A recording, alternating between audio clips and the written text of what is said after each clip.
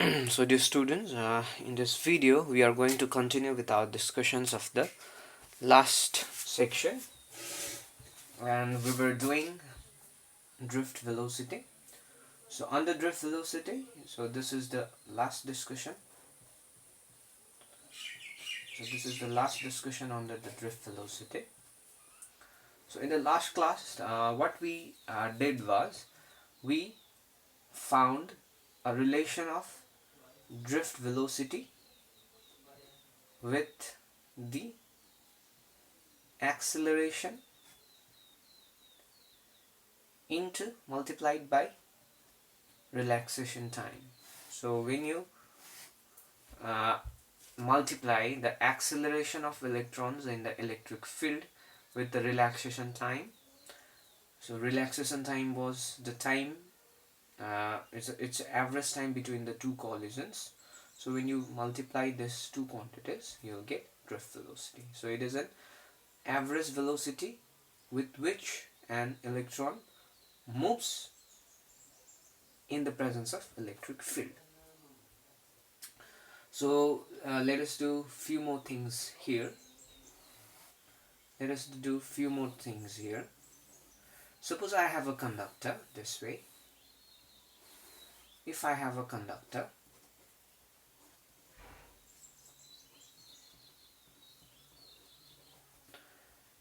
and if this conductor is placed in an electric field which is directed from this direction to this direction, then what will happen?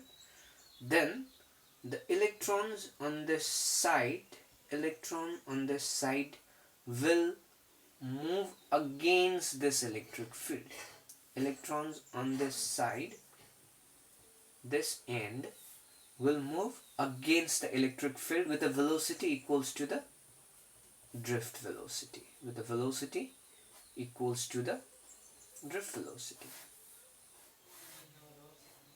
Okay, so all the electrons will move from this end to this end with the velocity equals to the drift velocity. Now, if the electrons moving with drift velocity,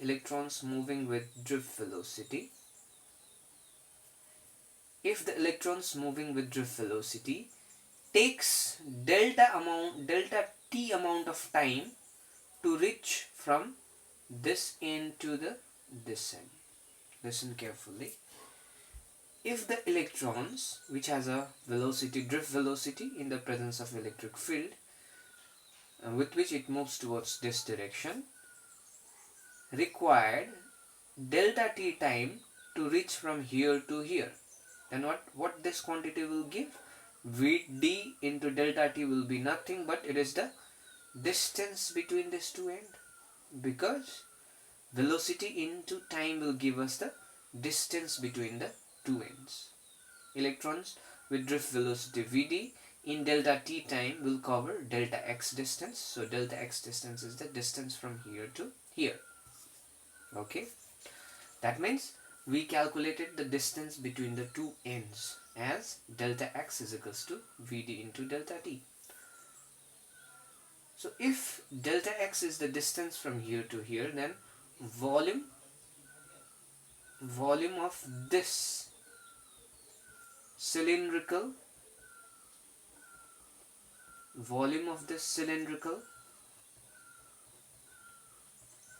conductor will be equals to distance delta x into area, where area is the cross-sectional area of the conductor.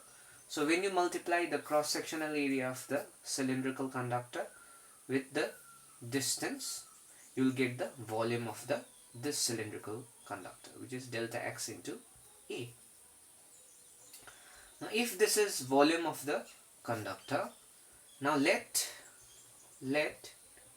n be the number of electrons per unit volume in the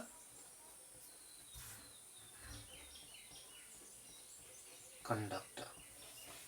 Let n be the number of electrons per unit volume in the conductor. N is the number of electrons per unit volume in the conductor. Then the total number of electrons in the conductor will be equals to the total number of electrons in the conductor will be equals to number of electrons per unit volume into the volume of the conductor, which is nothing but it is delta x into A. So volume of the conductor is this one. So when you multiply number of electrons per unit volume with volume, then you will get the number of electrons. So this is the number of electrons in the conductor. Now charge of one electron is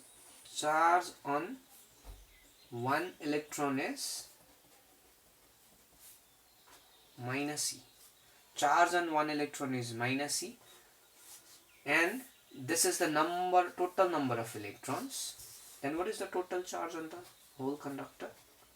Total charge or total electric charge on the total electric charge on the or in the conductor will be equals to total number of electrons into the charge of one electron. So when you multiply total number of electrons into charge of one electron, you will get the total electric charge on the conductor.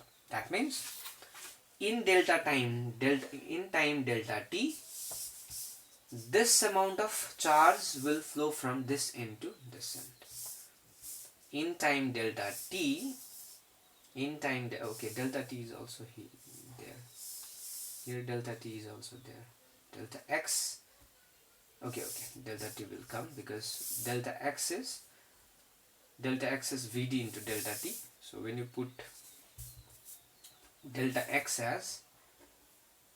is the distance between the two ends, so it is velocity into time, so it is Vd into delta t. Delta x is this much into A into minus E. That means in time delta t, the total charge, this much of total charge will cross from this end to this end in the presence of electric field. That means total charge of this much in time delta t. So we got the total charge flowing in delta t time. Now we can calculate if there is a charge flowing in the conductor, then there will be an electric current present. So the electric current I is nothing, it is nothing but it is the total charge flowing divided by the time interval delta t. So it is the definition of electric current. Total charge flowing in a conductor divided by delta t time interval in delta time t interval, then it will give us the electric current. So total charge flowing in this case is this much, n Vd delta t A into minus C divided by this delta t. So delta t cancels. So total current in time delta t flows from one end to the other end is this much, n VdA into minus E. Now if you put the value of Vd, then you'll get total current as, and Vd is nothing but it is minus EE by m into tau. This is Vd. In the place of Vd, I put this one into A into minus E. Okay, so minus into minus will get positive. So it is n E into E is E square, E by m tau into E. So this is the total current flowing in the conductor in time delta t. This is the total current flowing in the presence of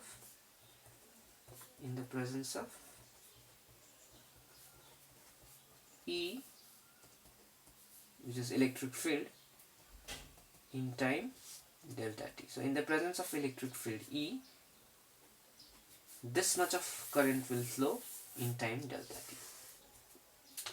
Now we earlier when we did Ohm's law, we defined current density as J is equals to current flowing per unit area. Current by area was our current density, current flowing per unit area was our current density, or current will be equals to current density into area, or simply cross multiply this relation, you'll get I is equals to J into A. So you have one of the equation as this one, and another equation as this one.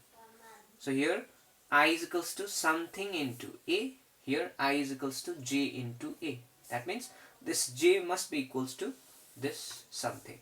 So your J will be equals to N E square E by M into tau. Okay, so this is your J, which is the current density. Now this can also be written as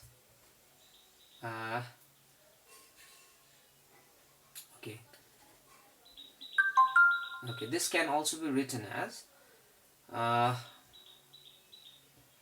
J is equals to N E square tau by M into E. Okay, I've just rearrange this one. And now this quantity is known as conductivity. This quantity is known as conductivity of the conductor. Okay, so this quantity is the conductivity of the conductor. So it is denoted by sigma. So your sigma is the conductivity of conductor, and it will be equals to N squared tau by M. Then this equation can be written as J is equals to, in place of N squared tau by M, which is conductivity, I can write sigma into E. So your current density is equals to conductivity into electric field. This is another form of Ohm's law.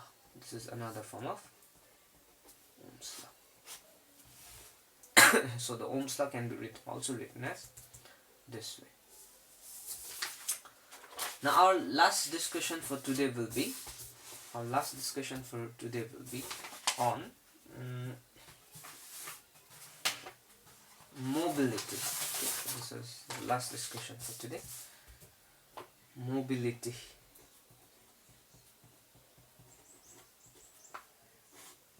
So it's a very short definition of mobility is there in your book. So mobility is defined as the drift velocity of electrons per unit electric field. So drift velocity of electrons per unit electric field is known as mobility. So mobility is denoted by mu. So mu will be equals to drift velocity of electrons per unit electric field. Per unit electric field is your mobility. So I want to give you one homework. So the homework will be find the SI unit for mobility. Find the SI unit for mobility using this relation. So mobility is drift velocity divided by electric field. So your work is to find the SI unit for this mobility. Hope you'll follow this video and submit me this homework.